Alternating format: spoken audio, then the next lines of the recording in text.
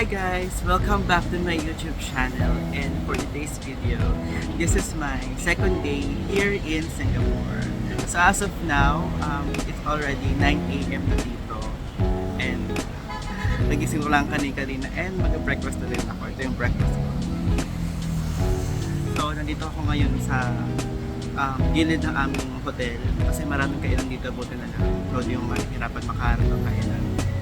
So ang agenda natin for today ay of course, ito na ang tamang oras para i-explore natin ang Singapore. And ang pupuntahan natin today is Haji Lane, Merlion, tsaka yung Marina Bay area. So stay tuned lang guys. Let me have my breakfast first kasi gutom na ako and happy din kasi medyo okay na yung pakiramdam ko kahapon kasi pagod na pagod ako sa biyahe pupunta dito. So yun guys, kain na muna ako ha. So guys, ito pala yung view from our hotel. So ayun siya. Yan. Mainit pa ngayon guys. And what I like about this place kasi convenient siya kasi paglabas mo maraming kainan and malapit lang dito yung bus stop. So pag maglilibot-libot ka, di mo na kailangan maglakad ng malayo. Yan. Around mga 2 or 3 p.m. ako maglalakot siya kasi masyado pang mainit. Ayoko naman ng sobrang init kasi nakakapagod tsaka nakakawalan ng gana. So, alis ako siguro mga around 2 to 3 p.m. dito. Hi guys! I'm back. So, it's currently 3 p.m. na rito sa Singapore and nakapag-freshen up na rin ako at nakaligo na. So, I'm ready na dahil pupunta tayo ngayon sa Haji Lane, Merlion, and Marina area. So, samahan niyo ko guys. Explore natin ang Singapore. Hi guys, I'm walking right now towards Haji Lane. Kasi yung nakita ko kasing direction sa Google Map is yung bus may 2 stops siya. So after nun, maglalakad ka ng ilang minutes. So ilang minutes na naglalakad pag yun. But I think yun na ata kasi parang ang colorful na ng mga bahay-bahay. Sana yun na yung Haji Lane. Stay tuned guys. Guys, ito na nga yung Haji Lane. Kapagod maglakad dito sa Singapore, nang init pa. So it's a good choice talaga ng mga late na hapon na mag-explore kasi mainit talaga ito sa Singapore guys.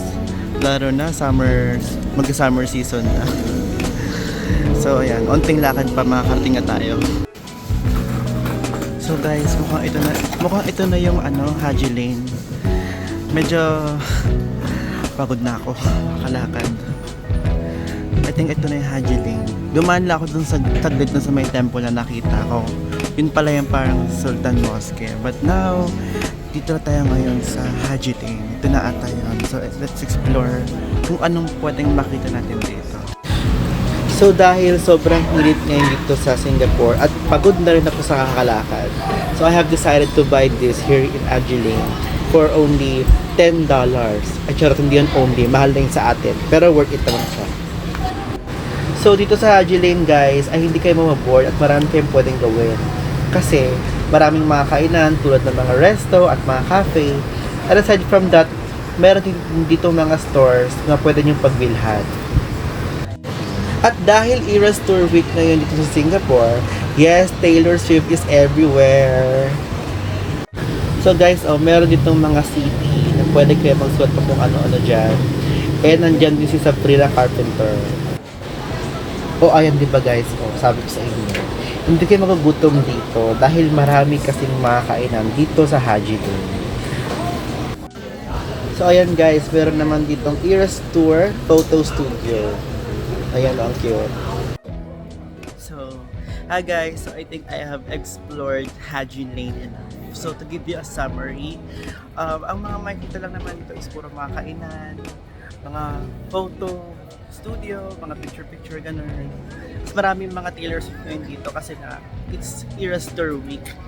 And also, marami din mga bilhin ng mga merchandise, mga damit, sapatos, jewelries, and etc. I think kaya naging maganda tong Haji Lane kasi napaka-colorful ng spot. Tsaka kung ikaw yung talagang maarte sa mga social media, gusto mong mga insta-worthy, mga alam mo yun, na pang millennial or yung mga ano, mga photos mo. I think isa talaga to sa mga spots na dapat na hindi mo na pwedeng ma-miss. Pasensya na, medyo utal ako kasi kakakain ko lang at pagod na rin ako. I think I have explored na Haji Lake enough. So ang next destination natin guys ay ang Merlion, which is yung pinakasikat dito. So ayun, lakad lang tayo and punta na tayo sa Merlion Park.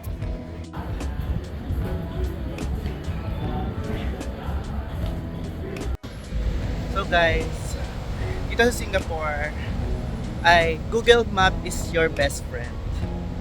Ayan o. Medyo ata makita. So nag-Google Map ako ngayon kasi ito lang yung pag-asa ko. So pupunta ako ngayon sa bus station na kung saan pupuntang Merlion Park.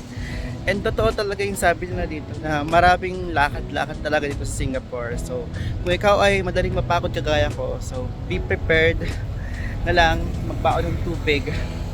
Kasi nakakapagod talaga, lalo na ang init yun dito. So yun guys.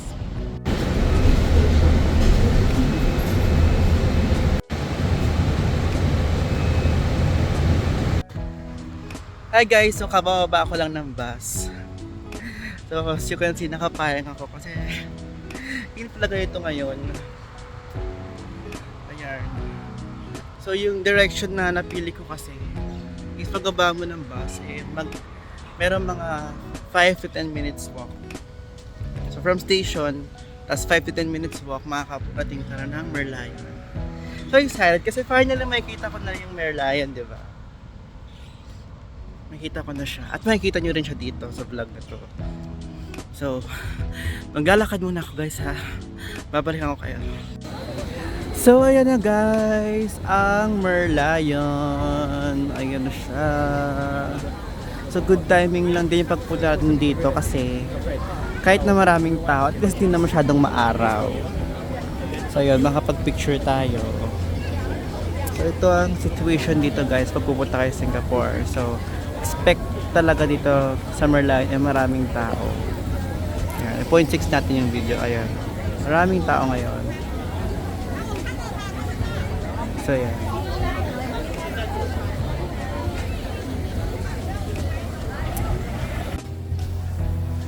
Guys, alam nyo pa, kaya pa ako nakatayo dito. And as much as I can, I'm doing my best para makahanap ng magandang spot dito sa Singapore. Kasi gusto kong magpapicture yun sa may sa may lion. Kasi ang dami talagang tao. Hanap tayo ng ng maayos na space. Pwede naman ako papayag na alis ako dito na wala akong picture sa Merlion, no? Ayun siya. Tulan tayo ng di crowded na lugar. Pero baka imposible. Guys, medyo umuunti na yung mga tao ngayon dito. So nakakapag-picture na rin ako. So dito sa spot na to, nakapag-picture na ako. So try natin doon. Sa may dyan. Natin mag-picture dyan. Saan kiss na? No.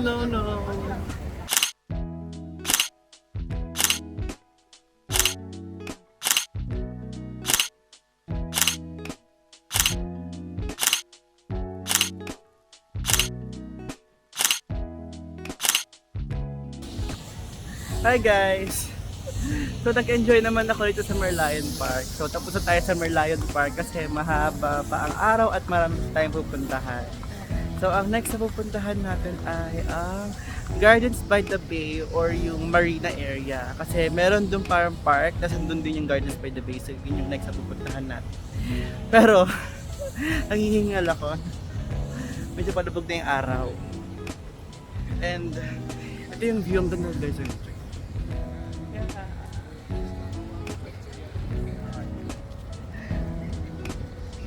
Ayan. So may way naman, pwede siyang lakarin from here to there. So tipid-tipid tayo.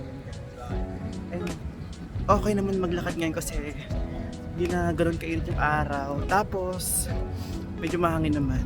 So balikan ko kayo guys Maglalakad lang ako ng bonggang-bongga. Babush!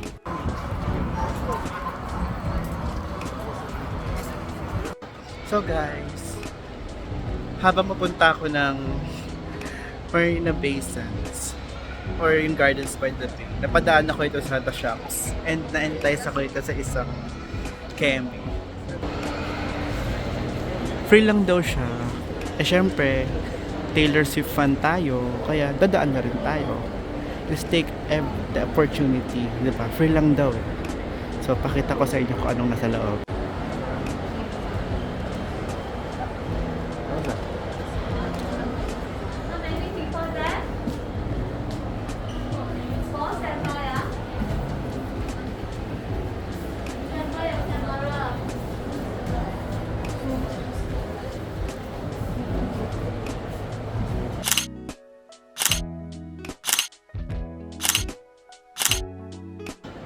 Hello guys, nandito pa rin ako sa Shops.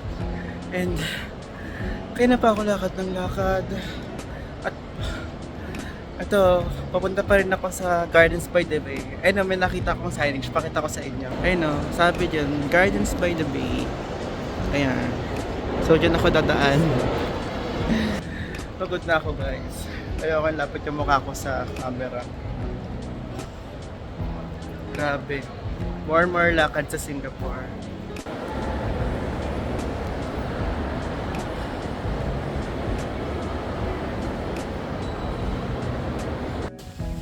Hi guys. So malapit na ako sa Gardens by the Bay. Hindi na pa ako lakad ng lakad. At ito yung Marina Bay Sands. And then dito yung entrance papasok ng Gardens by the Bay. Malapit na rin ako. Konti na lang. Maratapos itong trip na to per day, or ako yung matatapos. Char. So ayan guys, nag-picture taking lang ako doon sa bridge sa Marina Bay Sands. But now, we are now here sa Gardens by the Bay. Ayan na. Dito na tayo. Ayan na siya, ganda oh. So, ang kailangan natin gawin ay maghanap ng isang magandang spot para sa picture taking. God. Oh my God. Ganda. So para sa kaalaman nyo guys, nilakad ko lang po mula Merlion hanggang dito. And yung pagod at oras is not a joke. As in, mahaba siya. From Merlion, ladad ka ng tulay, tapos maglalakad ka ulit, tapos panibagong tulay ulit, tapos pupunta ka sa The Shops, tapos dadaan ka sa Marina Bay Sands to here. Hindi biro yung lakad. So, kung afford nyo naman, edi mag-transfer na lang kayo. Eh, dito talaga more lakad talaga ito sa Singapore. So, I think it's better na magsabi ako na magdala kayo ng water, ng sunscreen. Kasi talagang you have to prepare your heart dito. Kaya na pa ako naglalakad.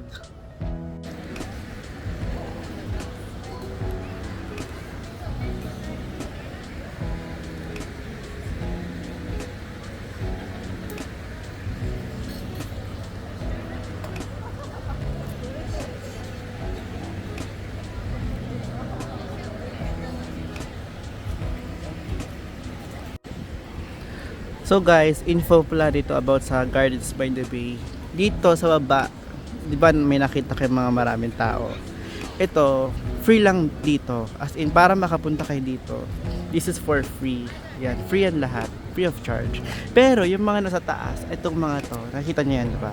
Alam ko ito may bayad to eh. Nakita ko sa clock may bayad. Nakalimutan ko lang kung magkano. Pero may bayad dyan. Dito sa part din na to, yan, may bayad po yung mga yan. Ayan. So yun guys, na-confirm ko dun sa may itong si Ate Girl. Na-confirm ko sa kanya na ang entrance para makaakyat kayo dito sa taas is 14 Singaporean dollars. Yeah, 14. Baka di yung maintindihan. Pero alam ko sa clock mas mura siya eh. So I guess much better mag-clock na lang kayo. Kasi parang nakita ko siya noon na mas mura siya compared dito sa price. Pero kung gusto nyo dito bumili, ito pakita ko sa inyo. Ayun no, yung ticketing booth niya, may zoom ko. Yan. Itong ticketing booth, yan, diyan kayo magbabayad ng $14 para makaakit kayo dito sa observation deck ng Gardens by the Bay. Pero ako, hindi ko na po yung bet. Baka mabitan nyo for save it to for future reference. Hey guys, hello again. So dito ako ngayon sa MRT at medyo na lang ko ng boses ko kasi nakakaya naman yun. So pauwi na ako papuntang aking hostel. Pagod na ako, gusto ko na humiga. So ayun, na-explore ko na yung Gardens by the Bay. Wala namang masyadong ganap doon. Nagpasensyahan nyo na guys, mapagurin talaga akong tao eh. Sana nakarating agad ako ng hotel ko ng before 8 sana, para makapagpahinga pa ako tsaka para makapag-ilamos. Yoko na. Sige guys.